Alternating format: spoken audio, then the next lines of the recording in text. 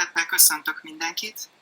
Most egy olyan beszélgetés következik, amely a Kuvasz eredeti feladatköréből eredő képességeit, ennek a perspektíváit, kibontakoztatási lehetőségeit, és egyáltalán van erre szükség, ezt hivatott feldolgozni.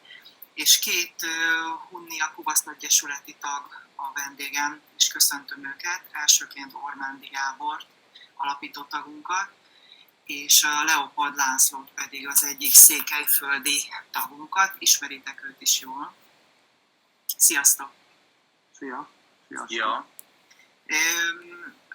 Ormándi Gabit mindenki nagyon jól ismeri, Leopold Lacit is, de őt kályosként, és nem nagyon tudjátok róla, hogy milyen személyes kötődése van a fajtához. Régebben volt neki kuvasza. Esetleg erről pár szót, Laci, tudnál-e mondani a mutatkozásban? Hát igen, volt. Magyarországon dolgoztam fekete munkásként. Tetszett örökké a kutya, tehát nekem, hogyha nem kuvasz lett volna éppen, akkor más kutyát hoztam volna haza, de ott a tanyán kuvasz volt, és azért hoztam haza azt a kutyát. Meg volt másfél évig, akkor aztán megdöglött. Úgyhogy nem volt egy ilyen hosszas időt, másfél évig volt kuvaszom. Egy ilyen tanyáról hozott, szerintem még azt is mondhatnám, lehet, hogy nem is volt egy tiszta kuvasz, hanem egy ilyen fehér, ilyen kuvasz-szerű kutya volt. Mondjuk úgy, hogy kuvasz jellegű, már ezt mondanánk rá, igen. Köszönöm szépen. Viszont van neked esztenád is, régebben talán intenzívebben voltál ott, most a közép-ázsiai juhászokkal tüntetett ki magad, és végül is a Hunnia Kuvasz Egyesülethez azért csatlakoztál, hogy ezeket a bizonyos eredeti feladatkörből fakadó képességeket úgy Magyarországon, mint kint Erdélyben tudjuk egy kicsikét majd megsegíteni, bevonni egyre több kuvaszt ebbe. Előjáróban, mielőtt a srácoknak az első kérdést feltenném, kérek szépen mindenkit, hogy engedjen meg néhány gondolatot, ami teljesen idegen attól a beszélgetési szintől, ami általában a hasonló beszélgetésekben föl szokott jönni. Azt a néhány gondolatot osztanám meg, hogy miért is fontos nekünk az, hogy a kuvasznak legyen hagyományértéke. Miért fontos ez az eredeti feladatkörből eredő bármi. Túl azon, hogy természetesen ez egy rendkívül férfias dolog, erőteljes és nagyon, nagyon szuggeszív történet, nagyon romantikus. Kint akár Erdélyben az Esztenán, ugye leginkább Laci jó voltából nekem is volt igen sok lehetőségem időt eltölteni ezeken a helyeken, ismerkedve ott mindennel és mindenkivel. Hagyományt őrizni manapság a mai világban egy rendkívül furcsa dolog. Nem mondhatnám azt, hogy feltétlenül kézzelfogható haszna van. Sokkal inkább egy erkölcsi kötelesség. Egy erkölcsi kötelesség, amellyel az ember születik. Próbáljuk azt feltételezni, hogy az ember nem csak úgy belepottyan a világba két ember szerelméből, hanem némi nemű célja is van az ő életének, és hogyha a célja van az ő életének, akkor van ennek egy olyan része, ami nem annyira fizikai, mint inkább egyfajta hitéleti kérdés, metafizikai vagy erkölcsi kérdés. Na most pontosan ebből a részből, hogyha feltételezzük, hogy a mi életünknek is van egy ilyen fokozata, pontosan ebből, és hitem szerint csak ebből fakadhat az, hogy megértjük azt, hogy miért fontos az eredeti feladatkör, hiszen funkciója egyre inkább elvész. Manapság azt halljuk úton útfélen, kinológusoktól, kutyatenyésztőktől, nagyon-nagyon sok helyről, hogy miért akarunk folyton kiindulni a kuvasz eredeti feladatköréből. Azt sem tudjuk, hogy mi az, és különben is ennek leáldozott. Igen, lehet ezt innen nézni, de mindennek leáldozik, amit nem tartunk meg. Ezt innen is lehet nézni, és csak akkor áldozik le, amikor valamiért nem tartunk meg. És itt feltétlenül az erkölcsiséghez és az embernek ahhoz a belső tartásához kell visszanyúlni, amelyből a saját személyiségét kiindítja. Amiből az is fakad, hogy valamit bevállalok az életben, de vannak azért olyan dolgok, ami már nekem sem fér bele. És pontosan ez a tiszteletünk a saját életünk iránt, amit nyilvánvalóan nem mi hoztunk létre, és nem is a szüleink csak fizikai értelemben, biológiai értelemben, valahol a lelkünk is jön valahonnan, és hogyha a lelkünk jön valahonnan, akkor más dolgok is jönnek onnan. És valahol ebben a millióben kapcsolódik össze ennek a mai beszélgetésnek is az értelme. Nem misztifikálni szeretném, hiszen a srácok éppen eléggé le fogják ezt húzni majd a földre, a hétköznapi valóságban mindezt a kérdést. De gondoltam egyfelől elnökként, másfelől nőként, mégiscsak hozzáteszem ezt a darabot. Kérek szépen mindenkit, és ismét köszöntök mindenkit ebben a beszélgetésben, a hallgatókat, nézőket is, akik majd felvételről látják ezt a beszélgetést, hogy próbáljuk meg egyszerre ebből a két irányból tekinteni mindazt, ami elhangzik. És köszönöm szépen! Akkor fiúk, hogyan fogalmaznátok meg azt, hogy eredeti feladatkör? Mi az eredeti feladatkör? Laci.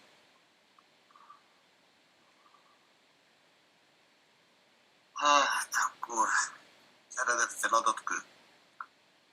Hát ugye én a közép-ázsiai juhászokkal mindig én is emlegetem ezt az eredeti feladatkört tudja ellátni a kutya. Na hát, akkor mi is ez az eredeti feladatkör az én szememben? Tehát az eredeti feladatkör az, ami a nevében is benne van, hogy pásztorkutya.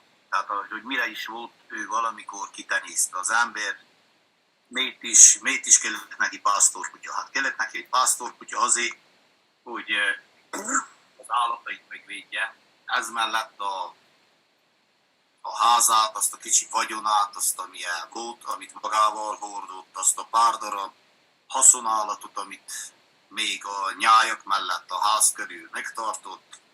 Tehát az, hogy amivel dolgozik, egy éjjel ne tűnjön el neki. Hát, hogy ez meg legyen vele. Ez egybe társa kellett legyen.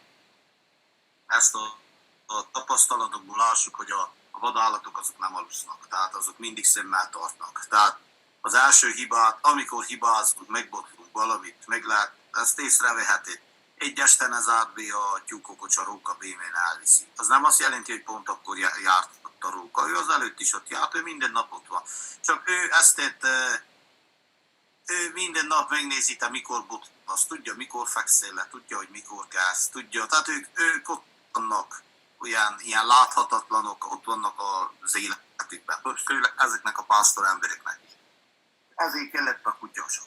Az eredeti feladatköre annak a kutyának, az én, ahogy én mondanám, ezt meg tudja csinálni, amit az ember elvár tőle. Legyen képes, avval az állattal, ha kell 5 kilométert gyalogolni, de vannak olyan helyek, ahol nem 5 kilométereket kell egy nap gyalogolni, mint ahogy itt nálunk az Esztenákon. Nekem elmagyarázta annak idején Krisztina, hogy olyan is volt, hogy 30 kilométereket mentek egy nap az állatokkal. Tehát ezt tudják végigjárni az állatokkal. Tehát oda, az is egy feladatkör. Meg tudja csinálni azt a távot az ember mellett. Annélkül, hogy lemaradjon, lefeküdjön, lesántuljon, ne tudjon menni. Ugye ezt most már a közép-ázsiai juhászoknál meg lehet figyelni. A kuvasz nem ment, tehát egy olyan változáson, mint a közép-ázsiai juhász, amelyik ez az új világ, ami kéri ezt a nagyot, ezt az óriásit, az imponánzosabbat, ami úgy elvitte, hogy lát, hogy nem tudna a kutya, nem tudja ezt megcsinálni, hogy elgyalogoljon az állatokkal ilyen nagy távolságokat, menjen velük. Sőt, lehet, hogy el tudna, de mikor véletlenül közbe kéne lépni, akkor már úgy el volna fáradva, hogy nem is tudna csinálni semmit. Tehát ez is egy feladatköre, hogy tudjon menni a kutya akárhány kilométeret. Akkor az mi a másik feladatköre? Az, hogy éjjel, tehát az a kutya egy figyelmes legyen. Az egy jó pásztor, hogy én emlékszek annak idején, amikor Jaspámmal kint voltam, mindig veszekedett velem, hogy amikor kín vagyok, ott a kutyáknak örökké hanyigáltam az ételt, simogattam, örökké vele. Örökké megszidottam, ezt nem csinálhatom. Még. Azért, mert akkor mondtani, látod, de ez itt ugat, az ott ugat. Tehát a kutyák nem egyben lefeküdtek egy fa alá, vagy ott a ház alá, ott aludtak, hanem mindenki elfoglalta azt a bizonyos helyét, amit megszokott körbe ott az állatoktól, ők azt tudták, nekik az a feladatuk. Ott kell üljenek egész éjjel, annyiszor, ahányszor mozdulás volt, vagy akár mikor megjelent valami vadállat, annyiszor kellett rámenjenek. Annyiszor kellett távol tartsák. Amúgy ez egy lassan megszokottá is válik a kutyának. Ezt most én tapasztaltam az idén, rengeteget, hogy az ember ugye beköltözött a városba, mert ugye iskolába mentek a fiúk. Sok éjjel kimentem, hogy nézzem meg, hogy lássuk, hogy mit csinálnak a kutyák magukra, hogy nincsen ember velük. Felfeküdtem a káztatetőre, ugye jött a medve, akár hányszor jött. Minden éjjel. Tehát most már látom azt, hogy az életüknek egy részével élet. Olyan, mintha te látod a szomszéd, ahányszor elmén a kapun, megszokod a szomszédodot, vagy bárkit. Nekik megvan az a bizonyos határ, ami nem engedhetik belé. Bár akár hányszor jött, ő akár hányszor szembefuttak, ugassák, távol tartsák. Amikor én bátorítottam, akkor még jobban, akkor mentek, hajtották. Tehát ez a feladatköre, hogy ő ezt nem megunja, megszokja. De tudja, hogy az, amikor jön, nem baj, ha az éjjel 5-ször volt ott, 10-szer volt ott, 11-szer volt ott, 12-szer is, azt kell csinálni. Nem szabad odaengedni. Eredeti feladatkör még. Tehát az eredeti feladatköre. Ő meg kell tanulja kicsikortól, mi az az állat, amire ő kell vigyázzon. Tehát nem fogja egy pásztorkutyát földhöz várni a haszonállatokat, nem fogja megfogni és megenni, még ha éhen kell is halljon, tehát azokat nem bánthassa. Ezek a feladatkörök, ezek azért nagyjából benne vannak a kutyákból. Tehát benne van abban a több ezer éves, ami oda beidegződött, bevésődött az agyukba. Tehát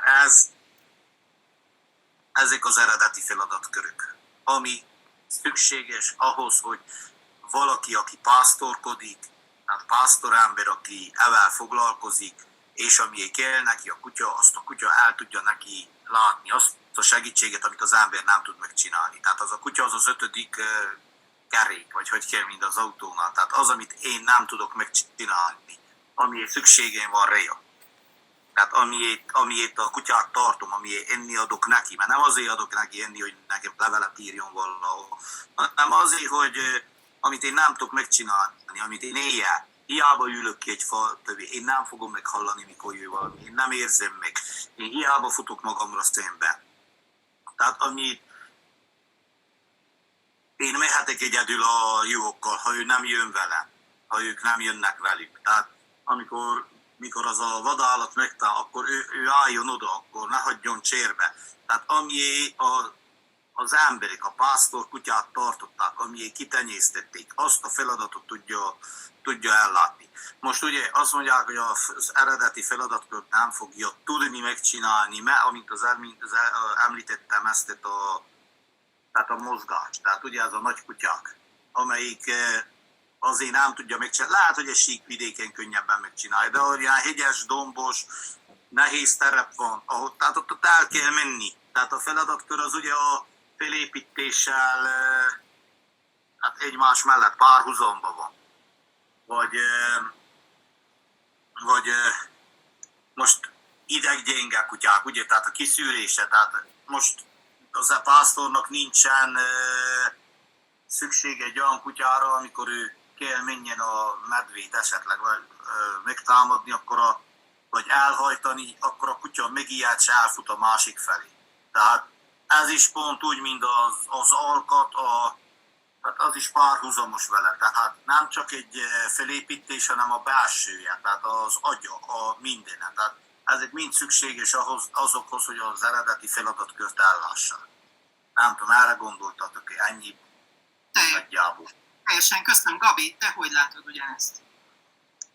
Igen, én is egyetértek teljesen a Lacival ebbe a dolgokban, amiket így mond, hogy a kutyának, az embernek az 5. érzéke, hogy gyakorlatilag amit mi nem tudunk megcsinálni, azt csinálja meg a kutya, és ez neki a gyakorlatilag a feladata. Ugye az eredeti feladatkör az nyilván minden kutyánál az, amire valamikor annak idején kitenyésztették, mint ahogy ezt a Laci is mondja, ebben teljes mértékben igaza van neki. Én úgy gondolom, mint ahogy ezt többször is mondtam, hogy szerintem a kutyáknak az, hogy pásztorkutya, az egy ilyen beállítottság, egy életforma neki az, hogy ő pásztorkutyaként éli az életét, és úgy gondolom, hogy ebből fakadnak neki a feladatai, a mindennapi feladatai. Hiába, hogy mi nem fogjuk őt hogyha például itt Magyarországon ilyen szinten mi nem fogunk tartani kutyát nagy valószínűséggel, mint ahogy Laciék tartják kint, mert innen kikoptak az esztenák, kikopott a legeltető állattartás. De viszont az őrzésre szükségünk van ugyanúgy a kutyának az őri feladataira, és azok a feladatok, amik az ősi feladatkörökből adódnak, azoknak egy részét használjuk mi ki, de viszont úgy kell kihasználjuk itt Magyarországon, hogy azok a feladatok, amik eredetileg benne voltak, ne kopjanak ki, és ne menjenek teljesen ellentétbe azzal a dologgal, amiért a mi őseink ezeket a kutyákat valamikor kitenyésztették és átadták nekünk. Tehát most itt gondolok arra, hogy ne legyen teljesen felforgatva az a dolog, hogy például egy pásztor kutyának ne kelljen akár járőrkutya feladatot ellátni, és ne is várjuk tőle azt, hogy ő ezt lássa el, mert ő nem erre lett kitenyésztve. Nyilvánvalóan itt a háttérben mi már beszélgettünk egy kicsit a Lacival az elején, és nyilvánvalóan mindenre meg lehet tanítani a kutyát, mert a kutya ez fogékony lesz rá, főleg, hogyha észreveszi, hogy a gazda ennek örül, hogy ő jót csinál, nyilvánvalóan a gazda kedvébe akar járni, és meg fogja tanulni. De az, hogy a kutya megtanulja, az nem azt jelenti, hogy ő erre lett kitenyésztve, nem azt jelenti, hogy ez neki jó, hogy ő azt csinálja, vagy csinálhatja. Minden kutyának, minden fajtának az a jó, amire eredetileg őt kitenyésztették. Az a legkényelmesebb pozíció, az a legkényelmesebb munka neki, mert olyan lesz így, ahogy a Laci is elmondja, olyan lesz a testfelépítése, az anatómiája, a beállítottsága, mindene ahhoz lett kitalálva. És azért nem jók ezek a dolgok, úgy, ahogy a Laci is említette, hogy mennek el ezek a hatalmas irányokba a kutyák, meg jönnek ezek a megalomániák, hogy kinek lesz milyen nagy kutyája, mert ezek minél nagyobb a kutya, annál inkább elhelyezik őt az eredeti feladatkörtől, messzebbre helyezik, mert nem fogja tudni ellátni. Tehát nyilvánvalóan kimenni mondjuk nekem a hegy tetejére a 110 kilómmal, vagy kimenni a 180 kilós szumóviadornak, vagy kimenni a 30 kilós segédmunkásnak, aki egész nap dolgozik és megy és szikárizom, nyilván kinek lesz a legkönnyebb kimenni, neki, akinek olyan a testalkata hozzá. Tehát itt a kutyáknál is ugyanez a helyzet, mint az embereknél, felesleges ezt nagyon túlbonyolítani. Itt igazándiból arról van szó, hogy az izomzata is ahhoz alakult ki az évek alatt, mint amilyen feladatot el kellett látnia. Ezek a túl nagy kutyák, ezeket a feladatokat nem fogják tudni ellátni. Lehet azt mondani, hogy nincs rá szükség. Ezt én is nagyon sokat hallom itthon, hogy minek nekünk pásztorkutya, nincs is mire vigyázzon. Az lehet, de viszont azt is szem előtt kell tartani, hogy állatok vannak még manapság is Magyarországon. Most meg tudjuk őket vigyázni villanypásztorokkal, mert meg lehet.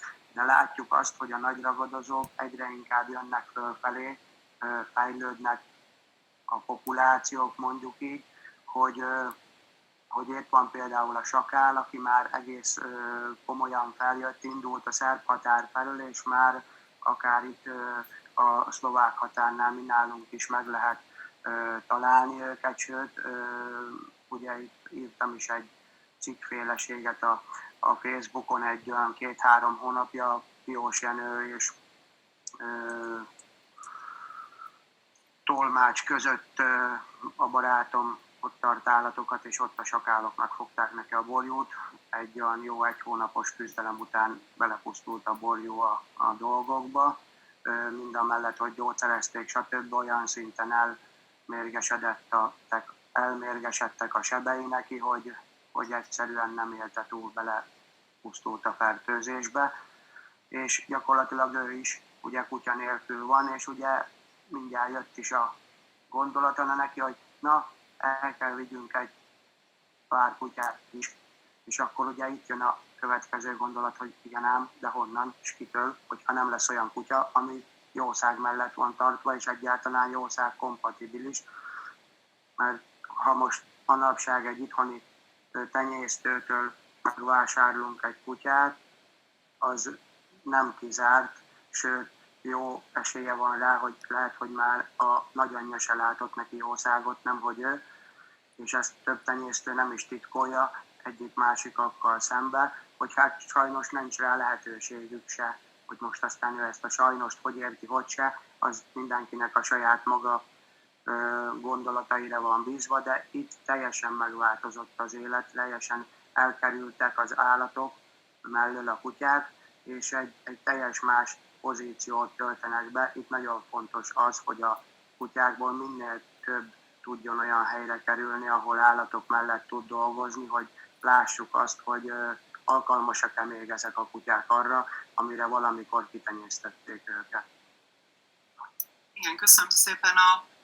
Az elmúlt hetekben a Hunniában mindenki tudja, aki tag nálunk, többször körbeküldtünk egy kérdőívet körímél formájában. Nagyon sokan írtak külföldről is, és itthonról is, hogy küldjem még egyszer el, mert mindenki ki szeretné tölteni. Hát azért mindenki nem töltötte ki, de nagyon komoly érdeklődés volt. A tagságnak most 68 fő, annak az egyharmada kitöltötte. Kicsit több, mint az egyharmada kitöltötte ezt a kérdőívet. Ez óriási eredmény, tekintve, hogy az elmúlt években többször voltak ilyen körímélben kérdezzük a véleményet próbálkozások, és eléggé gyakran eredménnyel zártak. Most úgy tűnik, hogy mindenki ezt választotta, hogy válaszol, és ezt köszönet is innen is mindenkinek, aki ezt megtette. Feliratozni fogjuk ezt a beszélgetést angolul, úgyhogy nyilván ez a köszönet szól az idegen nyelvet beszélő tenyésztőknek. Elég szép számmal vannak a Hunnia Kuvasz Egyesületben. Mondhatjuk, hogy 4 földrészről vannak tenyésztők, és ők is nagyon komolyan kitöltögették ezt a kétnyelvű kérdőívet. Azért említem ezt, mert ebben volt egy kérdés, hogy mire fókuszáljon az Egyesület. Mik azok a pontok, amikről a tagság úgy gondolja, hogy a fajta életében, a fajta jövője szempontjából fontos, és mi az, amit pont mi tegyünk meg, és ne egy másik civil szervezet.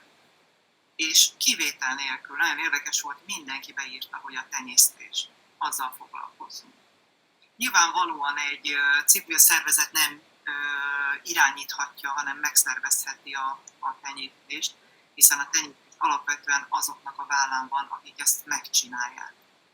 Viszont a válaszadóknak a többsége beírta, hogy neki nem az a fontos, hogy egy kiállítási környezetben a kutya hogy teljesít, sokkal fontosabb, hogy kutyaként hogy tud teljesíteni. Ez nagyon meglepő volt, hiszen a Facebook csoportokban, ahol a tagságunk többsége jelen van, ugye ez nem csak egy Facebook csoportot jelent, azért sem közöttük, sem az ottani tagságban nem az a nagyja, aki olyan módon élhetne, ahol ez a munkavonal, amiről ti is beszéltek, a hétköznapi igény szintben benne van. Mégis kimagasló volt a válaszadók közül, hogy ezt bekarikázzák. De mindenki nagyon fontosnak ítéli, független attól, hogy mennyire él városban, egy zöldövezeti, családi házas környezetben, vagy akár gazdálkodóként valaki ahogyan dolgozik. Tehát az emberek valahogyan ezt mégiscsak a kuvasszal kapcsolatban elsődlegesnek és fontosnak érzik. Igazából a történelem folyamán többször fölmerült, hogy hagyjunk hátra egy hagyományelemet. Nem csak a kuvaszról, többféle dolgokkal kapcsolatban is voltak ilyen problémái a magyarságnak. És mindig, amikor úgy döntöttünk, hogy hátrahagyunk egy elemet, és azt mondjuk, hogy nem, ez már elavult, és már csinálunk valami egész mást, itt a modern idők szavának engedelmeskedve, akkor mindig óriásit vesztettünk, nagyon-nagyon sokat veszítettünk, úgy derült ki a történetek végén. Viszont, hogyha úgy cselekedtünk, úgy cselekedett a magyarság, hogy mégiscsak hű volt a saját hagyományaihoz, és azt mondta, hogy tudja csuda, lehet, hogy mégsem mondtak rosszat az őseim, hogy több ezer éven át, és itt most visszatérek a kuvaszra, őrizgették szinte változatlanul már rengeteg bizonyítékot fogunk majd tudni hozni az általunk készülő könyvben, hogy mennyire is nagyon nüansznyi változások voltak csak a kuvasz jellemében, és ilyen módon a küllemében is, több ezer éven keresztül. Tehát, hogyha komolyan vesszük az őseinknek ezt a hagyományát, amit ők is rengeteg generáción keresztül komolyan vettek, akkor egyszerűen nem tehetjük meg, hogy kikerüljük ezt a kérdést, amiről ma itt beszélgetünk. Na most akkor a következő, és az előző gondolatkörből lépnénk tovább, a következő kérdésemet szegezem nektek, hogy szerint a tenyésztésben mennyire sűrűn, milyen intenzitással kellene foglalkozni ezeknek a képességeknek a jelenlétével, mennyire kell elfogadni ezeknek a képességeknek a hiányát, mennyire kell türelmesnek vagy türelmetlennek lenni, hogyha azt látjuk, hogy sérültek ezek a képességek. Kérdezem a Gabit úgy, hogy ugye bár az Egyesületen belül működik, a Unián belül az Ormándi Gábor féle munkacsoport, akik pont ezen, ennek a rétegzésén, a tesztelésén, a mérésén, láthatóvá tételén dolgoznak, és kérdezem Lacit ugyanilyen szempontból, aki ugyebár az ázsiai juhászaival ezen a körön már túl van. Tehát mennyire kell tolerábilisnak lenni a hiányokkal kapcsolatban, vagy inkább szigorúbban kell fogalmazni, milyen módon, milyen gyakorisággal kell napirendre tenni a témát, ha tetszik a tenyésztőknek van ő.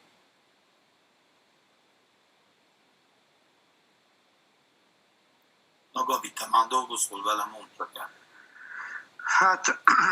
Hát akkor ugye hát ez a munka most úgy néz ki, hogy a közepén jár, és mégis az elején elindultunk egy irányba, de ugye ez még először ilyen sötétbe tapogatózás volt, és nagyjából most derül ki, vagy derülnek majd ki dolgok róla.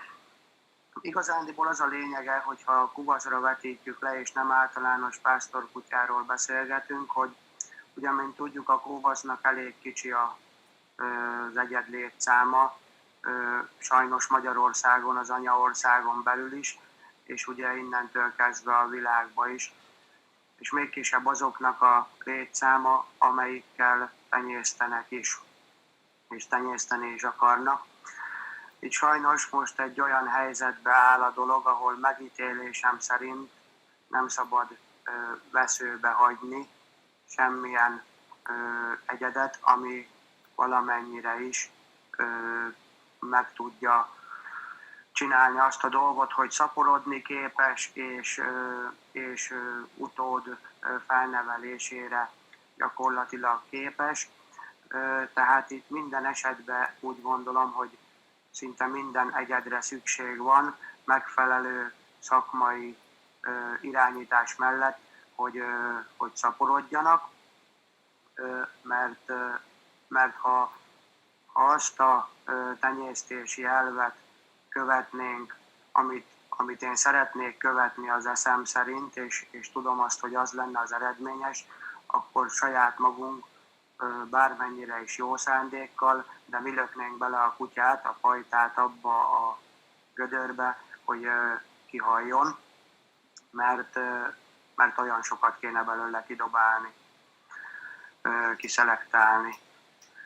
És hát itt ugye ez az én általam vezetett munkacsoport, ez most azt próbálja összerakni, hogy a kutyáknak a velük született értékeit vizsgálja, és egy olyan pontrendszer szerint vizsgál, amit egyeztettünk, egy olyan pontrendszer alapján vizsgálódnak a kutyák, ahol tudnak mozdulni pozitív és negatív irányokba, és hát nyilván aki pozitív irányba mozdulott, nincs miről beszélgetnünk, kiharcolta magának azt a jogot, hogy saját maga, illetve a gazdája eldöntheti, hogy ő hogyan tovább szeretné. Igen?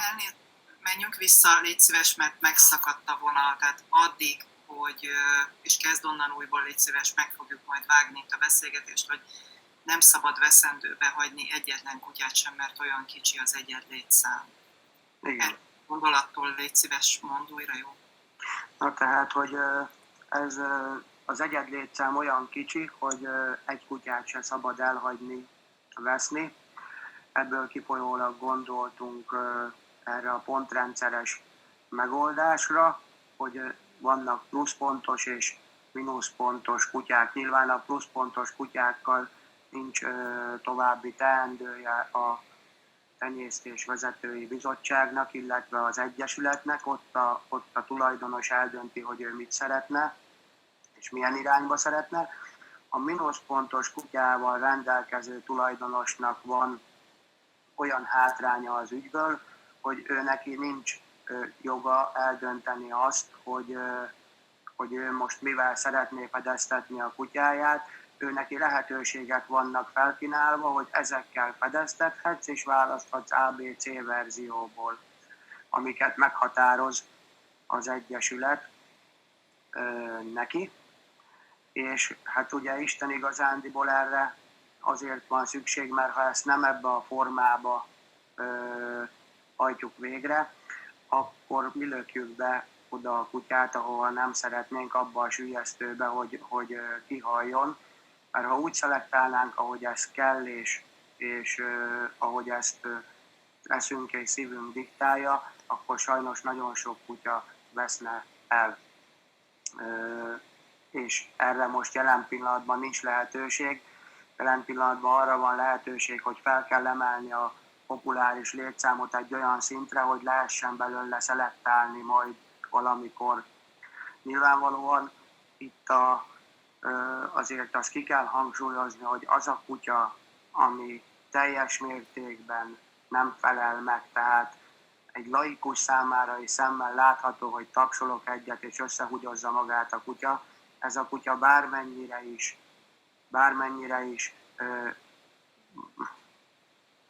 is kuvasz, bármennyire is hordozza magával a fajtajegyeket, stb.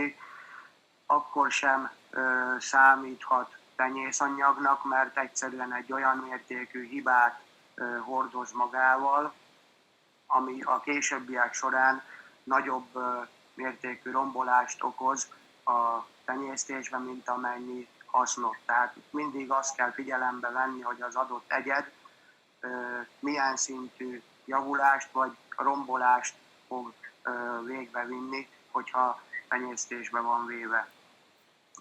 Nyilván ez más pásztorkutyáknál jelentősen könnyebb, mert nagyobb a populáris létszám, könnyebb akár agresszívebben szelektálni is, mert van miből. Itt jelen pillanatban annyira azért nincs miből.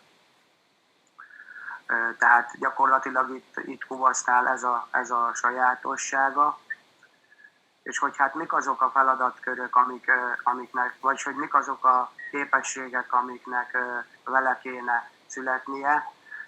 Hát nyilvánvalóan ugye egy vele született képességről csak abban az esetben, vagy arra a feladatról beszélhetünk, amire kitenyésztették őt. Tehát ezeket a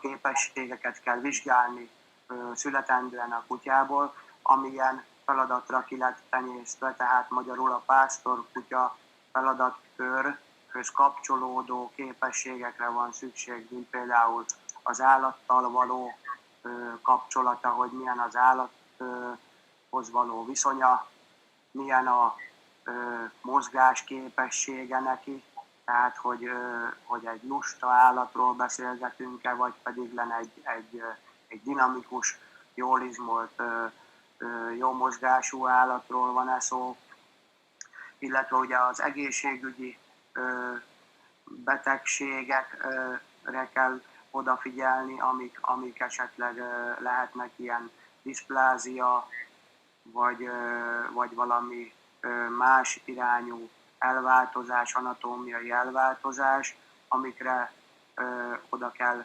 figyelni ebben az esetben. Ugye ez már nem képesség, hanem egészségügyi szűrés, hogy úgy mondjuk, de mindenképp szem előtt kell őket tartani. És hát nagyjából ezt fogja majd ez a munka össze, ha egyszer elkészül, hogy ezeket hogy lehet egy tesztrendszerbe beleilleszteni. Igen, köszönöm szépen. Azonnal átadom a szót Lacinak, de még mielőtt ezt megtenném, egy betoldást mondanék mindenki részére. Nagyon-nagyon sok vita volt, építő jellegű vita a Hunnián belül, hogy milyen preferenciákkal, milyen hangsúlyokkal menjen a szekér. Ugye egyfelől az alapításnál került ez meghatározásra, ám akkor csak 12 ember volt, aki összedugta a fejét. Most így a 6. tucatban lévén így picikét azért át kellett rajzolni a kereteket tekintve, hogy azért nagyon-nagyon sok új vélemény is érkezett az Egyesületben, és noha teljesen nem óhajtottuk kicserélni az irányvonalakat, azért mégis ezek finomítását úgy gondoltuk, hogy megvesszük.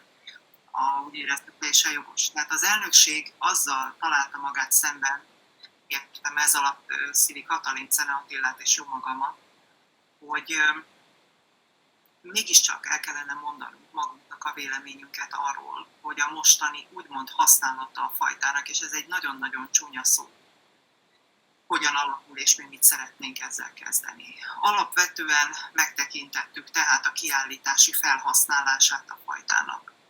Többen azt úgy nyilatkoznak, amelyből az olvasható, hogy a fajtánál nagyon fontos az, hogy a kiállításokon felhasználható legyen.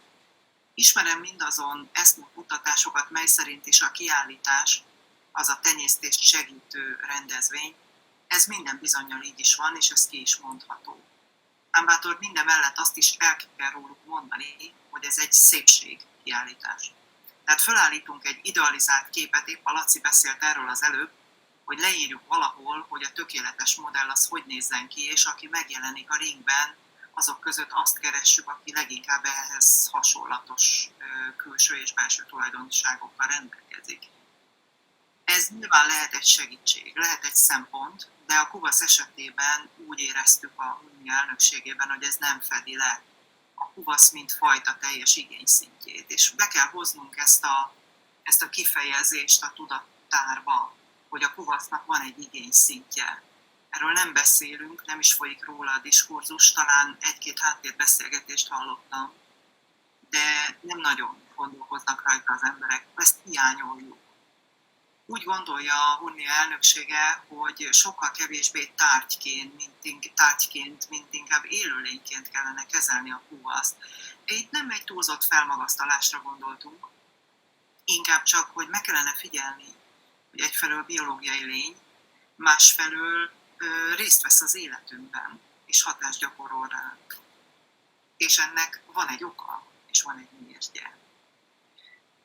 Nos, tehát még a kiállításra való tenyésztés az jellemvonásmód Kuvasz tenyésztésében, ezt kicsikét kevésnek gondoltuk. És mindenképpen amellett kívánunk majd kiállni, hogy ezek a bizonyos eredeti feladatokból eredő képességek sokkal inkább jelenjenek meg a Kuvasz életében. Én is tudom, és mi is tudjuk, hogy többen több-kevesebb sikerrel igyekeztek magánkezdeményezésként esztenára kihelyezni kuvaszokat munkába. Van is ilyen, én magam is láttam, és forgatunk is ilyesmit. És nem is kívánom azt mondani, hogy ezek jók-e vagy rosszak. Én azt gondolom, hogy nagyon sok ilyenre van szükség. A Hunnia Kuvasz Egyesület készül ezt hozzátenni. Olyannyira készül, hogy egy éve hozzákezdtünk ehhez a folyamathoz, és az első sikereink már meg is vannak. Nagyon büszkék vagyunk erre, és szeretnénk itt tovább lépni. És úgy érezzük, hogy amit elkezdtünk, annak egy nagyon-nagyon értékes darabja lesz, ami majd hozzátesz a fajtához. Laci, akkor most átadnám neked a szót. Tehát mennyire látod úgy, mint aki te már megfutottál sikerrel néhány ilyen kört, hogy mennyire szükséges egy kis populációs létszámú fajtában, mint a kuvasz, szorosan venni és ragaszkodni bizonyos képességek meglétéhez, és hogyha ragaszkodni kell, akkor milyen módon kell ragaszkodni úgy, hogy ne szelektáljuk vagyon a fajtát, magyarán ne veszítsük el a darabszámot, hanem növelni tudjuk. Akkor 3 részre felbontom, ugyan. Tehát egyszer is kezdem a valamit mondott Gabi, hogy ő mondta ezt a pontrendszert. hogyha visszaemlékezel ott arra Roman Dándúra, ugye még az emberek a filmet nem, még ugye nincsen a film kint, te felraktad nekünk itt a román csoportokba. Tehát ugye ez a pontrendszer, amit egy ilyen egyszerű pásztorember fejbe megszületett, emlékszel, nem volt papírra téve, hanem mondta, hogy a kutyával kell kezdeni úgy, mint a napközis, az óvoda, az általános iskola, az egyetem, a magasfokú. Emlékszel, mondtad, van kutya, aki elbukja már az elején, aki elbukja már csak úgy a közepén, tehát mindenki elér egy szintre. Hát ez egy jó rendszer, na de oda szükséges az, mint például az a román pásztor, aki reggeltől estig, tavasztól őszig, és ősztél egész tavaszig van a kutyájában. Tehát ezt a pontrendszert nem fogod tudni odaadni egy ilyen alkalmazott pásztornak, aki egy ilyen, csak egy azért van, hogy a napja elteljen, és a telefonját símogassa. Tehát ezt a pontozást csak azt tudja megcsinálni, aki a kutyájával van reggeltől estig. Ez az egyik legfontosabb, hogyha már pontozásra kerülnek ilyen kutyák, akkor olyan helyre kerüljenek, ott pontozódjanak, ahol az a pontozás reális. Kutya függő, tehát hogy most volt egy olyan, hogy most a kuvaszra rávetítve, mondtál egy ilyen szót. Megint Gyöngyi el tudja mondani azt, hogy legyen viszonyítási alap. Tehát az, hogy most valamire rávetítsük, de mihez hasonlítsuk. Tehát ott az ember tudta a bukovinai juhászhoz összehasonlítani azokat az alabályokat, amik mentek tőle.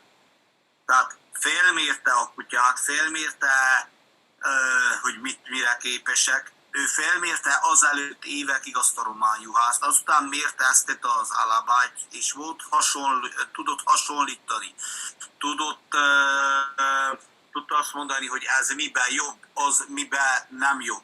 Tehát én most is abban látom, hogyha egy ilyen program indul útnak, akkor olyan helyre kell kerüljenek ki kutyák, ahol, mondom, az embernek tényleg része a kutya. Nem csak egy társ, hanem része és társa, nap mint nap vele van, lássa. Ami most tényleg Magyarországon, tényleg nagyon kevés ember tudja ezt megcsinálni.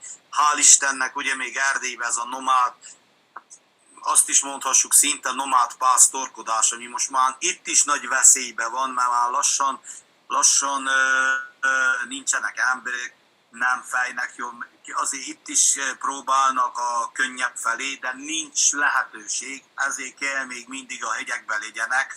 Még megvannak ezek a lehetőség, akkor kell lépni a kuvasszal, és ilyen helyre adni. Ott, ahol van más kutya is, román pásztorkutya, vagy valamelyik fajta jellegű kutya, vagy ázsiai, vagy más, vagy kaukázusi. A kaukázusi azért ezzel a vadságával elég sok teret veszített. Tehát a kaukázusiaval, hogy az inger küszöbe elég alacsony, rengeteget veszített, nem is terjedt annyira el. Viszont elterjedt az ázsiai, abban is vannak hibák, mert rengeteg hiba van ott ezzel a túl nagy dominancia, ez a túl nagy hierarchia, ez a dominancia, tehát tudjanak viszonyítani.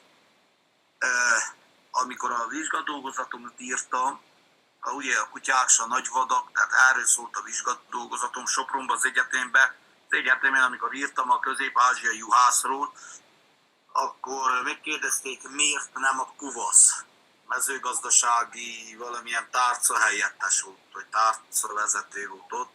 Mondtam, hát azért, mert a közép-ázsiai az egy ilyen, milyen erő, tehát milyen erőteljes. Ugye akkor már a kuvasznak az a lemenő híre volt, mondom, hát a kuvasz, mikor a román pásztorok, azok, amelyek tényleg most még napokig, tehát napjainkig pásztorkodnak, tehát akik még benne vannak a munkában, és akkor túllépte az ázsiai. Tehát azért már ez a kutya. Most így, hogy a kérdésre, most lehet, hogy jelenleg másképp tudnék válaszolni egy kicsit. De rájöttem arra is, hogy a kutyában az a sok ezer év benne van. Tehát most volt egy olyan, hogy még a nagyanyja sem látott jószágot.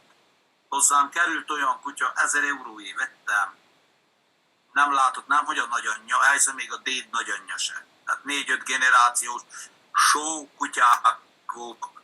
Ez a Lenka Midislánder unik kutyám, most is él, most 10 éves, kicsike volt, mondom, sok pénz volt. Kikerült, kitettem az erdőre azokkal, akik ott születtek. Túlmenően jobb lett náluk. Ott nőtt fel, benne van a genetikában, ezért mondtam, nem ez a 100 év, tehát a kuvasz, ahonnan ő is elkerült Ázsiából, az a közös ős, amelyik megvan az alabályoknak, megvan a kangáloknak, ezeknek közös ősük volt ott Ázsiában, azok ugyanazt csinálták. Azt a rengeteg 1000 évet szerintem nem lehetett mostani kiiktatni. Az valahol az a szikra, az a parázs bennük. Csak meg kell kapni, fel kell szítani, meg kell gyújtani. Tehát most biztos van olyan, amelyik azok között, akik dolgoznak, azoktól se születnek mindig jó kutyák. Ez így van. Hiába. Jó, azoknak látta az anyja, apja, nagyanyja, nagyapja látta a jószágot. Ét tapasztaltas, abból is kikerültek gyengé. Tehát sokkal, de jó, ott volt gyenge, kiszelektálták. Most egy olyan kisebb, a kuvasz ugye az egy kisebb állomány, abból kell kikeríteni. Tényleg nem szabad mindent elvetni. És mondom, ez se, tehát azért, hogy most egy só kutya volt az valamikor, tehát ennek a szülei, az még nem biztos, hogy nincsen benne még ez a kódoltság, az nincsen még benne. Meg kell keresni, ki kell laknázni. Mondom, ennek szerencse még, hogy Erdélyben van ez a pásztorkodás, még ha most időben lehet lépni, akkor még lehetőség van, hogy megnézni igenis, hogy mi van ezekben a kutyákban. Laci, nagyon sokan arra esküsznek, hogy itt most Magyarországon kezd visszatelepülni a nagyragadozó, és csináljunk efféle kezdeményezéseket itt a mai Magyarországon belül. Tehát nem a történelmi Magyarországot vesszük, hanem a mai Magyarországon belül. És tényleg vannak ilyen lépések, ugye nekünk is van itt a Hunniában jó néhány pásztor tagunk van, akikhez kerültek és kerülnek folyamatosan kikölykök. Oké, rendben van. De neked mégis mi a véleményed, hogy mi a különbség az efféle kezdeményezések és a között, a lehetőség között, amire most utaltál?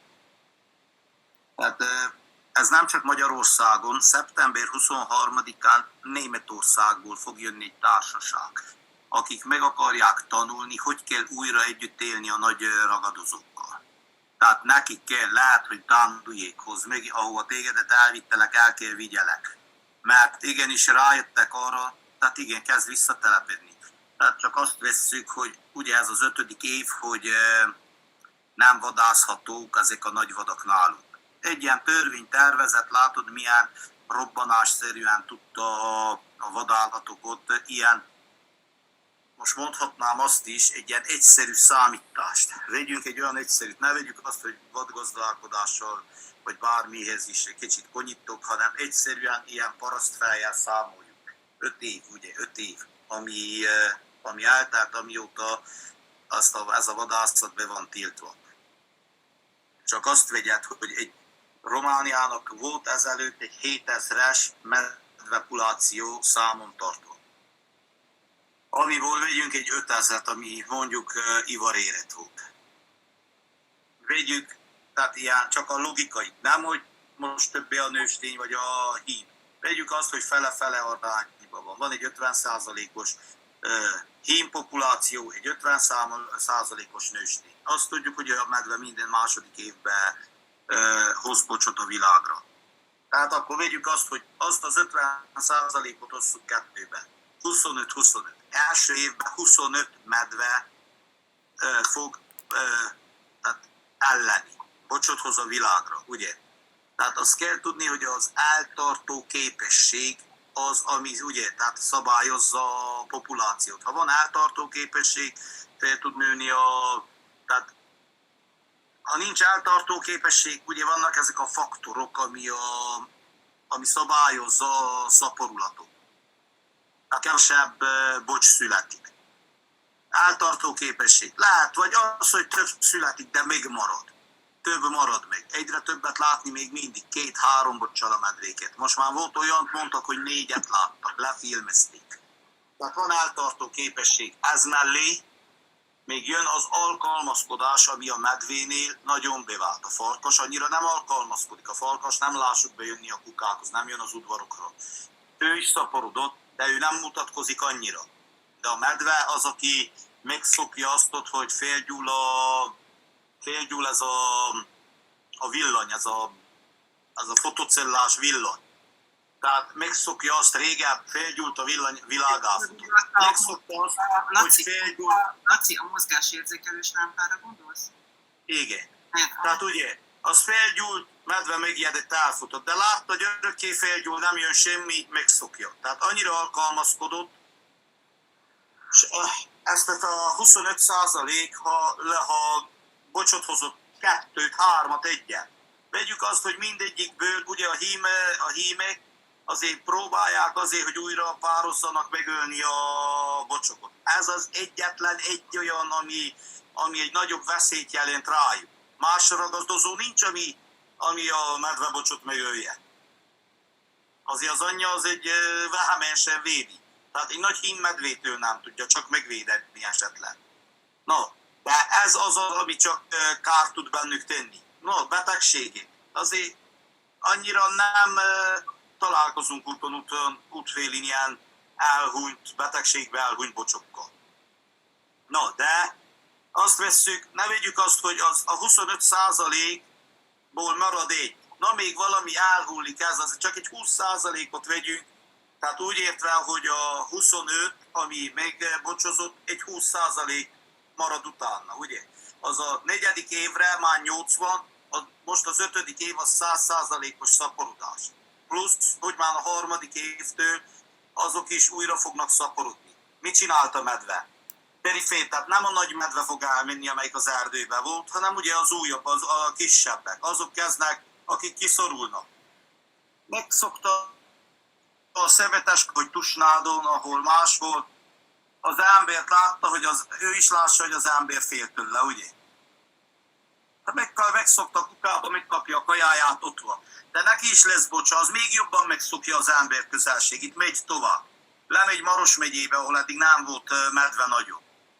Mit kap? Gyümölcsösököt, kukorica, ilyen-olyan vetés, hát ő az uglott. Hú, egy új helyet kaptam, nincsenek felkészülve olyan kutyákkal, mind itt a hegyekben, kisebb kutya, megint úgy élek, mint az út. 2 év, 3 év, megint tolják, és ezt így eltolták egész fél Magyarországra, kifogják, tehát ugyanígy Németország, és most mindenhol ugye jelén kezdtek lenni. Egy pár év, és a vadállatok úgy vissza fognak szaporodni, mint régen. Nincs az a nagy intenzív mezőgazdaság, főleg nálunk visszadták a területeket, ugye. Nem úgy van, hogy most 100 hektáron napraforgó van ültetve. Az egyik gazdának 20 áron kukoricája, a másiknak pityókája, mellette meghagyva egy sáv, parlagon maradt egy darab, melyben Németországban dolgozik az ember, az út szélét felvette a kökény, oda bébújik, tehát annyira színes lett a terv, de nem az a régi kommunista gazdálkodás van. Tehát színes, minden vad megkapja magának az élőhelyet. Nem mérgeznek annyira, ugye? Nyúlak, őzek, minden szaporodik. Tehát van táplálék is, ugye? Van táplálék. Mivel, hogy nem nagy, ez a nagy táblás gazdálkodás van, tehát úgy a bogaraknak hely van, madaraknak, nyulaknak, tehát mindennek van hely. Minden, tehát színesen. Van helyük, ahova menjenek. Vadászat nincs, az övék a világ most. Erősen. Tehát ha azt nézzük, hogy a kutyát is tartsuk, tehát azt vegyük, én mindig ezt mondtam, mert sokan azt mondják, fáj a kutya meg kell ölje a medvét. Miről beszélünk? Vegyünk egy átlagosabb medvét, egy 250 kilós. Nem veszünk most ilyen nagyobb példányokat, hogy azt mondják, volt 400 kilós is, vagy volt ilyen is. Vegyünk egy 200-tól 250 kilós medvét. Egy kutya mekkora? Egy pásztorkutya, főleg ezek a román pásztor. Vegyük a kuvasz, 40-50 kilós kutyák. Körülbelül, ugye? A kanok közül a nagyobbak azért 50 fölött bőven. Na, vegyük azt, ami az udvaron van tartva kenélve. Nem kell egész nap futkorászol, és nem Royal Canin teszik. Tehát az is visszavesz aztán egy 5 kilót a kutyán, és a nagy meleg, és az erdőn, és az egész éjjel figyelés. Tehát vegyünk átlagosan 40-50 kilósok a kutyák, akkor hány kutya kell, hogy azt a súlyt elérje, mint egy medve? Kell 4-5 kutya, ugye? 4-5 kutya. Vesszük az én súlyomat, 100 kiló, szép kerek szám, az 5-öt elhazudta, de én vagyok 100 kiló. Osszuk vissza, én vagyok a medve 100 kilóval. A kutya kell ugye akkor ehhez a súly, tehát ha a medvéhez arányítsuk a kutyát, kell 5 darab. Akkor vegyük azt, hogy az én súlyomba kell 5 darab 20 kilós felnőtt ember. Felnőtt embert veszünk, tehát 20 kilós, az kisebb, mint az 5 éves leányom. Hiába felnőtt, de csak 20 kiló, érted? Tehát hiába van 5 ilyen törpeméretű ember, vagy neked is, Gábor, küldjek rád, mikor lehet, hogy 2 megtermett embertől se jetsz meg, vagy valami. De akkor mit csinál? 5 ilyen. A kutyánál nincs ilyen, hogy kézbe veszünk egy darab hutyurót, vagy egy bicskács, megszúrom a nagyobbat. Nincs, csak a foga van. Tehát nincsen ilyen plusz segédeszköz. Vegyük azt, hogyha én ütök az asztalra, mekkora erővel ütök, vagy az a 20 kilós ember üt az asztalra. Tehát ezek csak mind ilyen nagy álmok. Tényleg azt mondják, menjen, az ember odaáll melléjük. Tehát a kutyák éppen azt mondom, hogy rengeteg, tehát ember feletti erőt képesek az emberét megcsinálni. Hogy belé menjen egy olyan veszélybe, ami egy másodperc alatt őt tönkre tudná tenni. Tehát emlékszel, írtam azt a verset, az mit vártok tőlünk, a kutyák. Tehát, és írtam benne, hogy harcunk a Góliát harcát. Tehát igen, tényleg az. Tehát a kutya érted, belé menjen egy olyan veszélybe, amit ha te kéne felmérni emberként, nem futnál belé. Tehát most én nem futnék egy akkora, tehát ez olyan, mintha szembe futnál a gőzmozdonyja. Na, tehát a kutya, amit meg kell csináljuk. Vagy most egy kicsit eltértünk a témától. Tehát ezt akartam elmondani, hogy ilyen helyre kell, ahol dolgoznak, most visszatérve a lényegre, hogy ezt a pontozást olyanok csinálják, akik tényleg velük vannak. Nem számít az, hogy most a nagyanyja nem látott. Tehát az összes lehetőség van, ki kell próbálni, mert nem lehet tudni, kibe mennyi van benne. Kellett a kiállítás, mert tényleg az szabályozza azt, tehát ahogy ki kell nézzen. Én mindig elmondtam, nekem a kiállítás egy nagyon fontos szerepet játszott, hogy tényleg a kutyáim megfeleljenek annak a standardnak.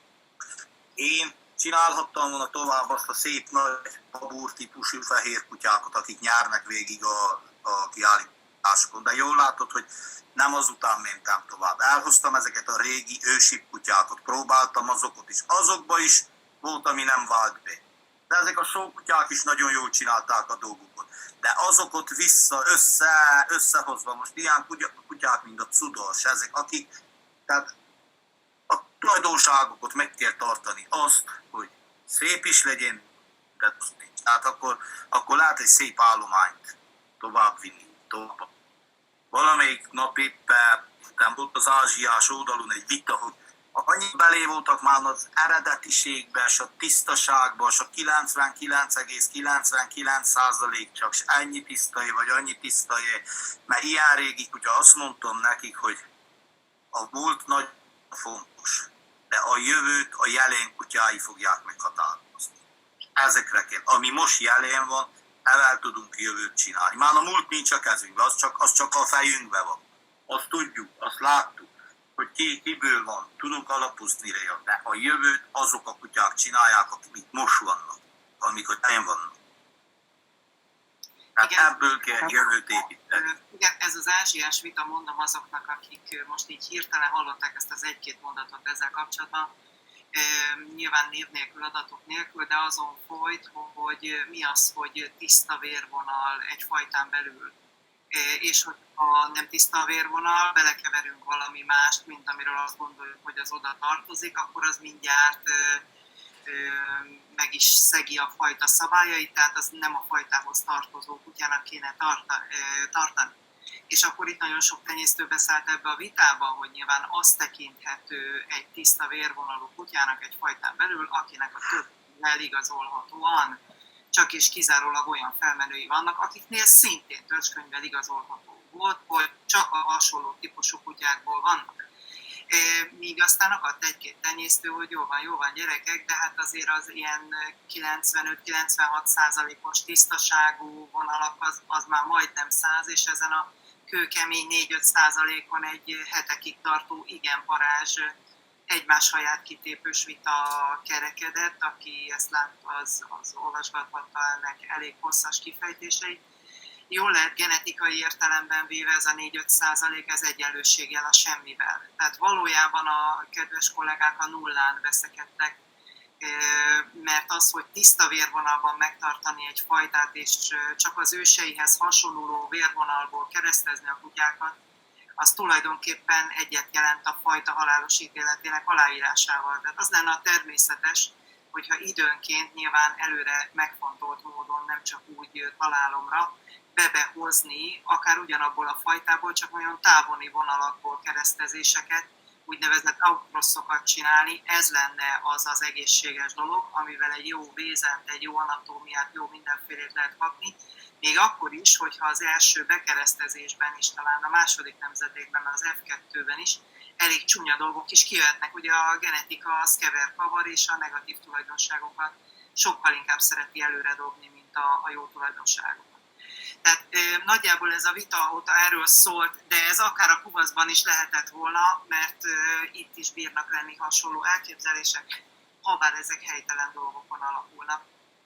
Igen, és itt ezt kell még hogy nem egy idegen fajta bevonásáról volt egy szó, hanem hogy egy nem türkmenisztáni kutyába belé került egy kazah vagy egy kirgiz, ugyancsak pásztorkutya. Igen. És ne beszéljünk arról, hogy most már a modern világban nem ilyenek kerültek belé, hanem más fajták keveredtek belé. No, tehát ezek... Nincsen szó.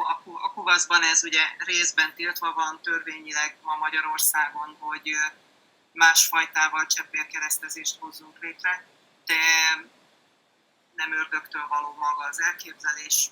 Egyes elmondások szerint akár még a múltban, a közeli vagy a távoli múltban ez rendszeresen meg is történgethetett itt-ott. De nyilván ezt nem szeretnénk bele menni. Gabi, viszont téged kérdeznélek akkor, jó? Most egy pár gondolat erejéig, hogy te hogy látod a kuvasz mai állapotát? Nagyon-nagyon sokat jársz különböző rendezvényekre, versenyekre, ide-oda. Dömsöd oszlopos tagja vagy. Hogy látod a kuvaszokat úgy nagyjából mindenhol? Hát sajnos nem nagyon elismert helyen szerepelnek a kuvaszok, elég kevés van belőlük ezeken a rendezvényeken megjelenőbe, bár az utolsó Dömsödin elég sokan megjelentek kuvaszokkal, és hát akik ott voltak azért látták, hogy hát mi van, és hogy van, és hát arról le lehetett szűrni elég sok mindent. Igazándiból az a probléma, amit én látok most jelen pillanatban a kuvasszal, hogy a regisztrálatlan állomány nagyobb létszámot képvisel, mint a regisztrált. És általában munkatípusban, vagyis hogy általában a munkában inkább a regisztrálatlan állomány jelentkezik, mint a regisztrált, bár most már azért erre vannak törekvések elég erősen, hogy a regisztrált kutyák is bekerüljenek munkába, de még mindig úgy gondolom, hogy a kazal alól előbújó kuvaszokból több dolgozik, amit csak nagyfehér kutyaként csúfol a Fajta Gondozó Egyesület, még mindig több dolgozik belőle, mint a regisztráltakból, és még mindig eredményesebb is egyelőre. Nyilván ez biztos sok mindenkinek most itt nem fog tetszeni, de ez engem nem nagyon szokott érdekelni. Igazándiból a magyar valóságról szólt a kérdés, és a magyar valóság pedig lenne. Ezt lehet titkolni, lehet kozmetikázni, de ez a magyar valóság. Persze ez nem azt jelenti, hogy én bárkit is arra buzdítanák, hogy ne a tenyésztőktől vegyék a kutyákat, hanem tanyákból. Mindenki onnan vásároljon kutyát, ahonnan a saját józan belátása rávezeti vagy elvezeti. Igazándiból amerre járok, ahol járkálok, mindenhol azt hallom vissza, hogy a kuvasz már nem az, ami volt, és hogy el van rontva, mert nem olyanok, mint amilyennek lenniük kell. Ha felmegyünk videókat nézegetni az internetre, teljesen más vehemenciával dolgozik a kutya a keleti pásztor típusokhoz képest, és lehet arról vitatkozni, hogy ez kell vagy nem kell a kutyának, de hogyha a divatot akarjuk követni, és a ma emberét akarjuk megszólítani, akkor mindenképpen kell. A ma embere nem azért tartja a kutyát, sajnos, hozzáteszem, hogy sajnos, tehát ez nekem nagyon nem tetszik, és nem is népszerűsíteni akarom ezt a kutyatartási elképzelést. A ma embere azért tartja a kutyát, hogy a másiknak meg tudja mutatni, hogy ő neki milyen van. És mondjuk a visító kuvasz, aki éppen egy támadás vagy kitámadás alkalmával 4-5 hangszint vált, amire egyszer talán fog harapni, nem egy olyan tetszetős, nem egy olyan látványos, nem egy olyan mutogatható, mint mondjuk például a kály, aki beleáll és tartja magát egész végig, vagy akár tovább megyek a kaukázusi, aki láthatóan másképp dolgozik. És ez véget láthatóan is egyre nagyobb teret hódít. Gyakorlatilag ami talán a kaukázusinak a hátránya, az, hogy hatalmas nagy szőrköntösbe van, és nagyon sok a lusta ember, és nem szeretne ezzel a szőrköntössel foglalatoskodni, ezért inkább nem is tartja. Illetve vannak próbálkozások ezekre az aborigén rövidebb szőrtípusokra. De visszatérve a kuvaszra és arra, hogy a kuvasz helyzetén mi javíthatna szerintem, az mindenképpen az, hogyha egyre több kuvaszos jelenne meg olyan rendezvényeken és olyan körökben, ahol és olyan kutyákkal, amiket lehet mutatni, és lehet rá büszke az ember, és lehet, hogy nem azt kéne vizsgálgatni, hogy szükség van erre, vagy nincs, mert jelen pillanatban ahhoz, hogy teret tudjon hódítani Magyarországon, ahhoz igen szükség van rá, ahhoz, hogy a feladatát az életbe ellássa, ahhoz nincs. Azt azért kimondhatjuk, hogy az mindennapi életben nincs arra szükség, hogy a kutya meglássa az embert és egyből habot hányjon, egészen addig, amíg látja. Ezt szereti egy bizonyos réteg. Az a réteg szereti azt, aki jelen pillanatban ma Magyarországon kutyázik és hangja van, de viszont azok az emberek, akik nem ilyen kutyát keresnek, ő számukra is kell kutyát biztosítani, mert ők is itt élnek, köztünk élnek, és ők is, ha esetleg megtetszik nekik, plusz egy egyedet fognak tartani, amivel megint csak számot tudtunk növelni. Tehát gyakorlatilag itt a kuvasznak az a problémája, hogy jelen pillanatban minek mondjam ezt, hogy ne legyen ilyen cikkértékű a dolog, tehát egy kereseti, tehát egy gazdatípus irányába próbálnak kiszolgálni, és a többieket nem. És itt ezt sérelmezik sokan, ezért fordultak el tőle sokan, mert azt keresik benne, amiért például én föltettem a videót, hogy a kutyám hogy megy és hogy támadja az embert, amikor hergelte őt, és ugye ezt kuvaszos oldalakon értetlenül lehurrogták, és érdekes volt látni azt, hogy amíg ezt betettem egy olyan, a fajta véget nem kályos, meg nem kavós csoportba, hanem olyan csoportokba, ami pásztorkutyákkal foglalkoznak, vagy esetleg kimondottan kemény kutyákkal foglalkoznak, ott pedig hogyan üdvözölték ezt, hogy ilyen kuvaszokat kéne látni, és ezek a kuvaszok hiányoznak a fajtából. Tehát addig, amíg akik a fajtát fenntartják, ők ezt elítélték, addig azok, akik a fajtát vásárolnák, és üdvözlik az ilyenfajta kutyát, addig a másik oldalon gyakorlatilag az őket kiszolgáló személyzet másképp vélekedik. Teljesen elzárja annak lehetőségét, hogy a ma embere megtalálja magának azt a vehemenciájú kutyát, amit ő szeretne tartani. Tehát gyakorlatilag megmondjuk valakinek azt, hogy te hiába szeretnél harapós kutyát tartani, nincs szükség a harapós kutyára, mert az ugatóstól is meg fognak ijedni, és legyen neked elég az ugatós kutya. Hát ő nem fog mást mondani, hanem azt mondja, hogy köszönöm szépen, én harapós kutyát keresek, akkor tartsátok meg a kuvaszatokat, majd nem veszek magamnak mást. És ezt a lehetőséget zárjuk ki. Igen, ebben neked teljesen igazad van. Én elég drasztikusan látom ezt a szituációt, amit fölfestettél. Egyfelől egy betoldás egy korábbi mondatban, hogy más civil szervezetek esetleg mind gúnyolódnak, vagy minden, hát ez szerintem legyen az ő dolguk. Ezt azt gondolom, hogy nekünk nem sem számon tartani, sem semmi, tehát értékelni pláne nem, és nem is gondolom, hogy nekünk ezzel kellene foglalkozni. Ezt mindenki maga oldja meg. Az, hogy ránk ez nem jellemző, és távol tartjuk magunkat ettől, az bennünket minősít. Ha esetleg van olyan, aki másképp cselekszik, az meg őt. Úgyhogy szerintem ezt ugorhatjuk. A másik, amit mondtál, hogy aki vásárolná, aki érdeklődne a fajta iránt, igen, ebben az érvelések tudjuk mindannyian nagyon megoszlanak. Az elnökségben erről is rengeteget beszélgettünk, és egy eléggé határozott véleményünk van. Nagyon úgy látjuk, hogy szociológiai problémával állunk szemben. Tehát a társadalom, ahogyan az emberhez áll, és ahogyan az embert felneveli magába, azzal kapcsolatban látunk komoly problémákat, és ez csak kivetül a kutyára. Azokra, akik tartják, és azok, akik tenyésztik a kutyát, vagy akik választják az egyes fajtákat. Tehát ez kivetül erre. Az, hogy nem tudunk mit kezdeni a saját erőnkkel, nem tudunk az intelligenciánkkal mi emberek mit kezdeni. Félünk az erőtől, mert az bizonyára valami sértő, durva, parérozatlan, hajajaj dolog lesz. Pedig ez nem így van. Az erő az egyben nemesség is, és az intelligencia pedig minőségi szintet biztosít az életnek.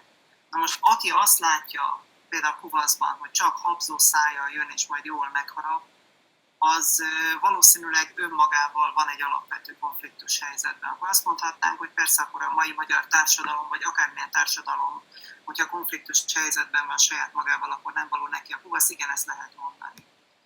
Való igaz. Muszáj, hogy az ember saját magával legyen egy olyan viszonyulásban, az előbb a Laci említette, hogy nagyon fontos, hogy olyan esztelákra kerüljenek ki kuvaszok, ahol az emberrel együtt élnek. Igen, hogyha valaki, mindegy, hogy egy esztelán pásztorként, vagy Budapest belvárosában él, de hogyha békében van a saját életével, elfogadva azt, nem beletörődve dolgokba, hanem megy előre, erőt képvisel, észt képvisel, fölhalmoz olyan tulajdonságokat, amelyek az életben felé hajtják az energiákat, akkor ő potenciálisan jó gazda. Persze Budapest belvárosában helyileg nem jó gazda, de alkatilag jó gazda lehet. És teljesen mindegy, hogy mennyire lakik zöld övezetben, vagy vesz magának egy nagy tanyát, vesz magának 200 hektárt a Bükkben, vagy bárhol máshogy. Hogyha alkatilag ő nem egy olyan ember, ezt is Laci mondta az előbb, hogy ő alkalmas csak egy pásztort, ő alig néha megy oda, akkor az egy semmi.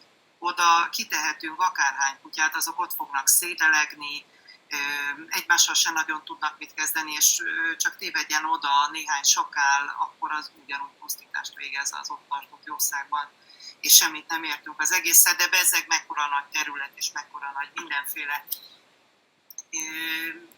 Úgyhogy ez egy rendkívül érdekes kérdés. Tessék! Valaki jó mindenegőt vett, tehát mondani valóban. Ja nem, én fújtattam, de hogyha már itt van a szó, akkor megragadom ezt a dolgot, amit itt elkezdtél boncolgatni. Igen, sajnos ebben teljesen egyetértek veled, hogyha nincs gazdájuk a kutyáknak, szétesnek, és ez sajnos ma Magyarországra igaz, hogy sokan azt hiszik, hogy attól, amit elmondta, hogy van nagy területük bekerítve, betesznek oda 2 kutyát, és az a 2 kutya az onnantól kezdve azon kívül, hogy enni kap, meg esetleg össze van utánuk szedve az összeszedni való, ebben kimerült a kutyatartás, meg a kutyával való foglalkozás is. Anyu reggel kifesti a körmét, bedobja a gyerekeket a kocsiba, elviszi az iskolába, apu elment a pénz után szaladni, este hazajön a család, eszik, iszik minden, és a kutyák eltelt 1 év, eltelt 2 év, tökéletesnek kell legyenek, eltelik 3 év, a kutyák rájönnek arra, hogy hát velük a kutya se foglalkozott, nekik nincs gazdájuk, nekik semmiük nincs, és elkezdenek kiállni önmagukért, mert beérnek. És utána a kutya lesz a hibás, hogy ő megtámadta a családot, megtámadta ezt, azt, azt. Gyakorlatilag nincs gazdája a kutyának. Egy ételadó van neki, aki ad ennivalót, és onnantól kezdve nem foglalkozik vele. Ha éppen a kertészruha van rajta, amiben kiment metszegetni a rózsákat, és ráugrik a kutya, akkor az úgy jó, de hogyha épp a báli ruhája van rajta, és ráugrik a kutya, az majd nem jó, de megtanítani nem tanította meg rá, hogy szabad, nem szabad, hanem csak amikor szereti, meg tetszik neki, és neki kellemes, akkor ő örülnek, és imogatja őt érte, hogy ugrálja a kutya. Utána, amikor nem, mert éppen a szép ruhájában van, akkor meg fegyelmezi a kutyát, de nem következetesen, hanem tesz valamit, majd tovább szalad. Aminek semmi értelme nem volt, hogy csinálta a kutya, mit fog belőle megjegyezni, semmi. Gyakorlatilag össze lesz zavarva. Miért van az, hogy én egyszer csinálhatom, miért van az, hogy egyszer nem? Tehát ilyen dolgokba beleesünk, és utána ki a hibás, a kutya a hibás.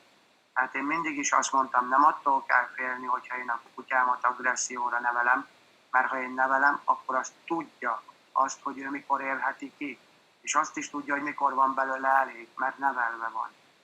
A neveletlen agressziótól és a neveletlen kutyától kell félni, aki én úgy szoktam mondani, úgy nő, mint a bokor, hogy megeszi egy madár a szilvát, kipottyantja, ahol éppen jó esik neki, és ott elkezd nőni magának a szilva magból valami. És lesz belőle egy hajtás, utána még egy, és nem alakít ki belőle senki fát. Mert ha oda mennek és szépen megmetszegetik, kialakítják a fát, egy szép fa lesz belőle. A kutya ugyanilyen. Elhozok egy kis kutyát, és én beteszem az udvaromba, akkor annak, ha ott jó az idézőjeles táptalaj, kap enni, kap inni, biológiai szükségletei megvannak neki, a szép nagyra meg fog nőni, de pontosan olyan lesz, mint egy szép nagyra nőtt bokor. Semmit nem fog tudni, egy szerteágazó feszekuszaság lesz az egész. De ha én azt kicsi korától fogva nevelgetem, irányítgatom, hogy mik az irányvonalak, mik az, amiket szabad, nem szabad, mit szeretnék tőle elvárni, a kutya ezt megtanulja, és onnantól fogva lesz neki problémája azzal, hogy ő agresszív. Tudni fogja, kivel szembe szabad agresszív legyen, kivel szembe nem. Jó kutya, jó idegrendszerű kutya különbséget tesz az között is, hogy ember, gyerek, idős vagy öreg. Tehát ehhez mind az kell, hogy egy kiegyensúlyozott élete legyen neki, ehhez mind az kell, hogy a kutya az emberrel együtt éljen, ne csak egy valaki legyen az udvarba, vagy a területen, akinek éppen adnak enni, inni, és innentől kezdve a továbbiakban nem terjed semmi, még ha éppen úgy van, hogy divatozni akarunk és pózolunk, akkor lehet, hogy akasztunk rá nagyon jó esetben egy pórázt, mert lehet, hogy pórázon is tud menni, akkor az már nagyon sokat volt foglalkozva vele, és kibillegünk az emberek közé, majd visszabillegünk vele. Közben, ha mindenkit meg akar enni, akkor mire hazaérünk, leizzadunk, és soha többet nem visszük ki a kutyánkat az udvarból, mihelyett, hogy megtanítanánk arra, hogy hát ezt hogy kell kezelnie neki ezt az ügyet, illetve nekünk is ezt az ügyet is megtanuljuk. Tehát ez nagyon hiányzik a mai magyar kutyatartásból, hogy gyakorlatilag nem mindenki kutyás ember, ezt én nyilván el is tudom fogadni, de viszont a legnagyobb probléma, hogy meg se válassza azt az ember, hogy az ő vérmérsékletéhez, habitusához, életéhez milyen kutya lenne való. Igen, ez nagyon így van, és szinte ez már a végszó lesz, szinte. Valóban szükség van arra, hogy a kovaszt ne használati tárgynak tekintsük, hanem tisztelettel és alázattal, kellő tisztelettel és alázattal forduljunk felé. nyilvánvalóan az ember társaként, az ember kiegészítőjeként, de mégiscsak elismervén azt a szerepkört, amit betölt. Laci, esetleg egy végszót szeretnél?